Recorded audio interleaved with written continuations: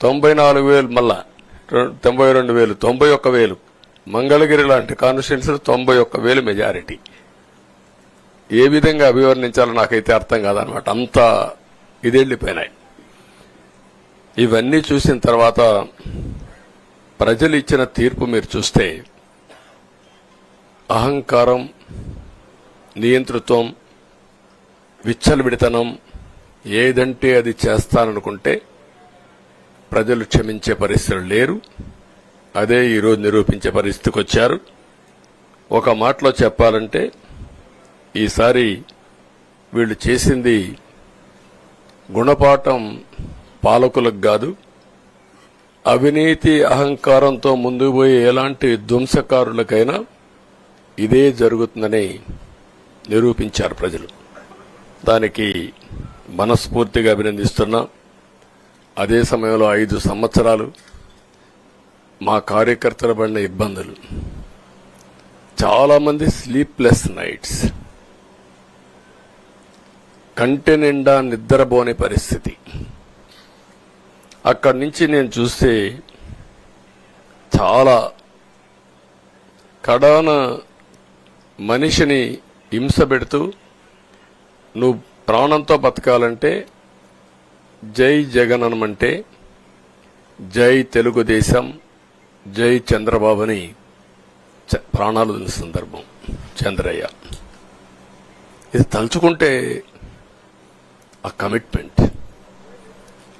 కమిట్మెంటే, ఆ త్యాగాల ఫలితమే ఈరోజు ప్రజాస్వామ్యాన్ని కాపాడుకోగలిగాం. ఒక మా కార్యకర్తలకే కాదు, మీడియా 5 ఏళ్లు మీరు పడిన ఇబ్బందులు, మీరు కోర్టుల చుట్టూరు తిరిగిన ఇది, మిమ్మల్ని సిబిసిఐడి ఆఫీసులో పెట్టి వేధించిన విధానం, అవి తలుచుకుంటే ప్రజాస్వామ్యమే సిగ్గుతో తలంచుకోవాలి. అలాంటి సంఘటనలు జరిగాయి. మేనేజ్మెంట్ని ఒకరినని కాదు, ఎవరినైనా పట్టుకురావచ్చు, ఏదైనా చేయొచ్చు అనే ధీమా వచ్చేసి ఇష్టానుసారంగా ప్రవర్తించే పరిస్థితికి వచ్చారు. అదే సమయంలో ప్రజల మీద, మా పార్టీ మీద సరే, ఈవెన్ జనసేన, పవన్ కళ్యాణ్, ఆయనకు కూడా స్వేచ్ఛ లేదు. ఎక్కడైనా సరే విశాఖపట్నానికి వెళితే ఉన్న పళంగా విశాఖపట్నం నుంచి వెకేట్ చేయాలని తిరిగి, అంటే నగర బహిష్కరణ. ఒక నాయకుడిని నగర బహిష్కరణ చేస్తే కారణం చెప్పకుండా ఇంకా వేరే వాళ్ళ కథ ఏముంటుందో మనం ఆలోచించుకోవాల్సిన అవసరం ఉంది. కేసులు పెడితే ఎందుకు పెట్టావు కేసు అని అడిగితే దానికి సమాధానం చెప్పకుండా ముందు నిన్ను అరెస్ట్ చేస్తున్నాం, తర్వాత కేసు డీటెయిల్స్ ఇస్తా ఉంటారు. ఇలాంటి చాలా జరిగాయి. ఇవన్నిటికీ పరిష్కారం కోసం ఈరోజు మనం చూసిన తర్వాత, ఇది మాకేదో అధికారం అని మేము అనుకోవడం లేదు, ఒక బాధ్యత. మేము పాలకులమే కాదు సేవకులం అని చెప్పి నినాదానికి శ్రీకారం చుట్టారు. ఇవన్నీ గుర్తుపెట్టుకొని పనిచేస్తాం. నేను చాలా స్పష్టంగా సూపర్ 6 ఇచ్చాం. అదే మాదిరిగా ప్రజాగళం ఎన్నికల మేనిఫెస్టో ఇచ్చాం. ఇవన్నీ కూడా ప్రజల్లోకి బాగా వెళ్ళాయి. ఒక హోప్ క్రియేట్ అయింది. ఇవన్నిటి ఫలితాలే నిన్న వచ్చాయి. అదే మాదిరిగా మేము ఇక్కడ మీరు చూస్తే, ఒక పక్క తెలుగుదేశం పార్టీ మొట్టమొదటిసారిగా పవన్ కళ్యాణ్ గారు ప్రభుత్వ వ్యతిరేక ఓటు చేరడానికి వీలు లేదు, ఈ రాష్ట్రంలో మళ్ళా ప్రజాస్వామ్యాన్ని గాని ఈ రాష్ట్రాన్ని కాపాడుకోవాల్సిన బాధ్యత ఉందని చెప్పి ముందుకొచ్చి ఈ యొక్క కూటమికి బీజం వేశారు. వారిని మనస్ఫూర్తిగా అభినందిస్తున్నాం. ఆ తర్వాత బీజేపీ కూడా ఈ కూటమిలో భాగస్వాములయ్యి, ముగ్గురం కూడా మీరు ఒక్కసారి ఆలోచిస్తే ఒకరు ఎక్కువ ఒకరు తక్కువ కాకుండా ముగ్గురం కలిసి పనిచేశాం. భేషజాలు ఎక్కడా లేకుండా మేము ఏదైతే చెప్పామో ప్రజలు గెలవాలి, రాష్ట్రం నిలబడాలి.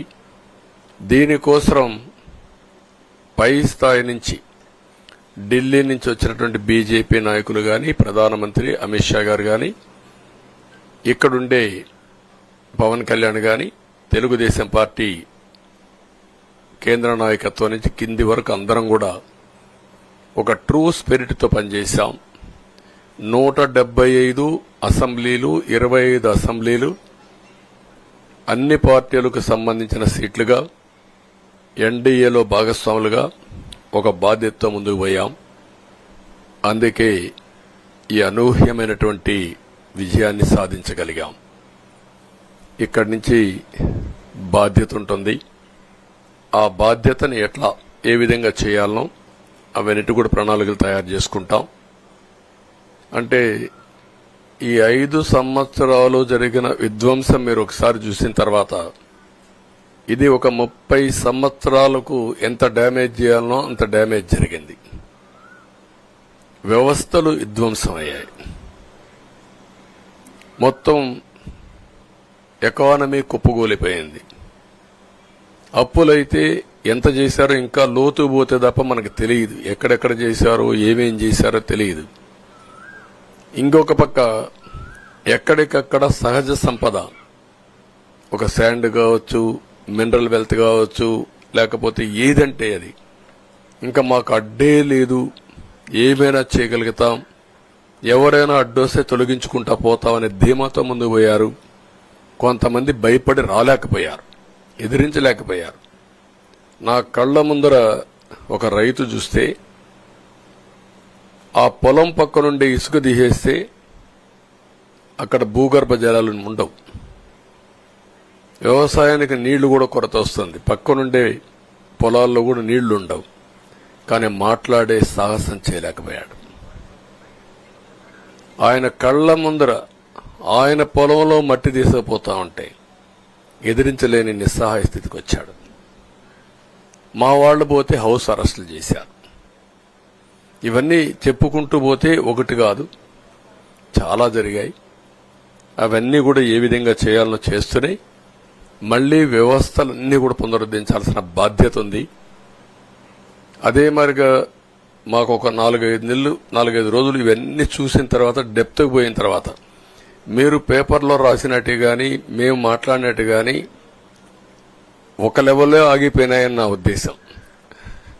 ఎందుకంటే నేను రాజకీయాలు 40 ఏళ్లు చూశాను. ప్రభుత్వాలను మేము అధికారం ఉన్నప్పుడు చూశాను.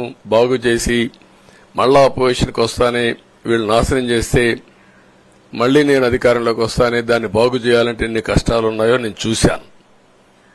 ఒకప్పుడు పవర్ సెక్టర్ మీరు చూస్తే కరెంట్ ఎప్పుడు వస్తుందో ఎప్పుడు పోతుందో తెలియని పరిస్థితి నుంచి హైదరాబాద్ లో విద్యుత్ సౌధ దగ్గర రాఘవరెడ్డి ఉండేవాడు, కమ్యూనిస్ట్ లీడర్. నల్గొండ నుంచి రైతులు తీసుకొచ్చి సమ్మర్ వస్తే అసెంబ్లీ ఏప్రిల్లో ఉంటే గొడవలు. సగం టైం మేము కరెంటు కొరత పైనే చర్చించేవాళ్ళం. That were the days.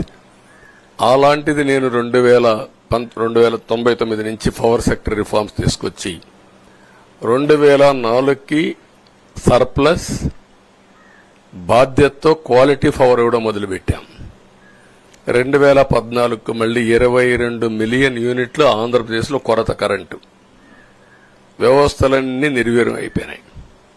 తర్వాత మళ్లీ సెట్ చేసి 2 నెలలు 3 నెలలు కరెంటు కొరత లేకుండా చేసి వ్యవస్థలన్నీ పటిష్టంగా చేసి సోలార్, విండ్ తీసుకొచ్చి కాస్ట్ తగ్గిస్తే ఇప్పుడు మీరు చూశారు ఎంత పవర్ ఛార్జెస్ పెంచారో. 9 సార్లు పెంచారు. ఎందుకు పెంచారో నోబడీ నోస్. దానికి రీజనే లేదు.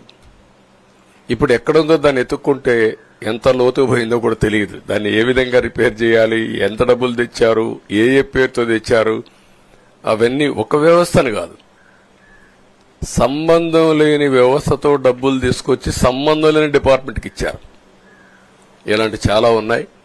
అవన్నీ ఇన్ కోర్స్ ఆఫ్ టైం మీకు కూడా చెప్తాం. అల్టిమేట్ గా ఇదేదో మేము అధికారం అంటే జుబిలియంట్ గా బ్రహ్మాండంగా ఉందనుకోవడానికి కాదు. ఒక బాధ్యతతో మా మీద ఎంత నమ్మకం పెట్టుకున్నారో ఈ ప్రజల్ని మళ్ళీ ఒక దారి చూపించే మార్గం మేము చూపిస్తాం. ఇంకొక పక్కన మీరు ఒకసారి ఆలోచిస్తే ఇదే అసెంబ్లీలో నాకు మా కుటుంబానికి మా మిస్సెస్కి జరిగినటువంటి అవమానానికి నా జీవితంలో ఎప్పుడూ బాధపడలా. నా మీద బాంబులతో దాడి చేసినప్పుడు కూడా వీరోచితంగా ఎదుర్కొన్నా. 2003 సెప్టెంబర్ అక్టోబర్ నాకు ఇప్పటికి కూడా జ్ఞాపకం. ఆ రోజు నా మీద బాంబులు చేసినప్పుడు చాలా ఒక పానిక్ రియాక్షన్లో కూడా నేను భయపడలేదు. అలాంటి వ్యక్తిని మీరు చూస్తే అది ఆ సంఘటన చూసిన తర్వాత ఇలాంటి కౌరవ సభలో ఉండడం కరెక్ట్ కాదని అసెంబ్లీలో చెప్పి దానికి కూడా మైక్ ఇవ్వకపోతే చెప్పేసి బయటొచ్చి ప్రెస్ కాన్ఫరెన్స్ చెప్పి అనౌన్స్ చేశాను. మళ్లీ క్షేత్రస్థాయిలో గెలిచి అసెంబ్లీని గౌరవ సభ చేసి అసెంబ్లీకి ఎంటర్ అవుతానని చెప్పాను. నేను ఏదైతే ఆ రోజు ఒక ప్రతిజ్ఞ చేశాను దాన్ని నిజం చేయడానికి ప్రజలు సహకరించారు. మామూలుగా సహకారం కాదది. నేను ఇన్ని సంవత్సరాలు చాలాసార్లు చాలా ఎలక్షన్లో గెలిచాం, కొన్ని ఎలక్షన్లో ఓడిపోయాం. ఎలక్షన్లో ఓడిపోయినప్పుడు నేను ఎప్పుడూ కుంగిపోలేదు. ఎలక్షన్లో గెలిచిన తర్వాత గంతులేయలేదు. నిబ్బరంగా ఓడిపోయినప్పుడు ఒక బాధ్యత ప్రతిపక్షంలో ఉండి పనిచేయాలి, గెలిపించినప్పుడు ఒక బాధ్యత ప్రజలకు మెరుగైన సేవలు అందించి వాళ్ళని ముందుకు తీసుకుపోవాలని ప్రయత్నం చేశాం. ఎప్పుడూ ప్రజాప్రచారణ ఉన్నాం. అలాంటిది జరిగిన తర్వాత ఈరోజు మళ్లీ ఇదే అసెంబ్లీకి నేను ఏదైతే చెప్పానో అది చేసి వెళ్ళడం అనేది ఒక తృప్తి, ఒక గౌరవం. ఆ గౌరవాన్ని నిలబెట్టిన ప్రజలను కూడా మనస్ఫూర్తిగా అభినందిస్తూ మీ రుణం తీర్చుకుంటాం. ఏ విధంగా పనిచేయాలో పనిచేస్తాం. మీ ఎక్స్పెక్టేషన్స్ ప్రకారం పనిచేసి అయితే ఎప్పటికప్పుడు మీరందరూ కూడా మేము ఓటేసాం, మా పని అయిపోయింది, ఇంకా మీరు చూసుకోండి కాకుండా ఎప్పటికప్పుడు మమ్మల్ని నడిపించే బాధ్యత, మాకు సహకరించే బాధ్యత, మళ్లీ రాష్ట్రంలో ఉండే ప్రజలందరం బాగుపడాలంటే ఏం చేయాలో మేము చేసినప్పుడు ఎప్పటికప్పుడు ఫీడ్బ్యాక్ ఇచ్చి నడిపించే బాధ్యత తీసుకోవాల్సిందిగా వారిని కోరుతున్నా. పవన్ కళ్యాణ్ గారిని మనస్ఫూర్తిగా అభినందిస్తున్నా. అదే మరి బీజేపీ అగ్రనాయకత్వాన్ని నరేంద్ర మోడీ గారిని, అమిత్ షా గారిని, ఇక్కడికి వచ్చిన అబ్జర్వర్స్ ని, ఇక్కడుండే పార్టీ అధ్యక్షురాలైనటువంటి పురంధేశ్వరి గారిని మనస్ఫూర్తిగా అభినందిస్తున్నా. వీళ్ళందరూ కూడా ఏదైతే ఒక స్ఫూర్తిని తీసుకున్నామో ఆ స్ఫూర్తితో టోటల్ గా ప్రతి ఒక్క కార్యకర్త సిన్సియర్ గా పనిచేయడానికి ఏ అభ్యర్థి ఉన్నా తమ అభ్యర్థిగా పాటించి బ్రహ్మాండంగా పనిచేశారు. వాళ్ళందరినీ అభినందిస్తున్నా. ఈరోజు మా విజయం మూడు పార్టీల కార్యకర్తల సమిష్టి కృషి. వారందరినీ అభినందిస్తూ ఈరోజు ఢిల్లీకి పోయి వచ్చిన తర్వాత ఒకసారి మళ్లీ ఇవన్నీ ఎప్పటికప్పుడు సమీక్ష చేసుకుంటూ ముందుకు పోతా అని చెప్పి తెలియజేసుకుంటూ మరొక్కసారి మీ అందరికీ అభినందనలు, ధన్యవాదాలు. థ్యాంక్ యూ అనండి.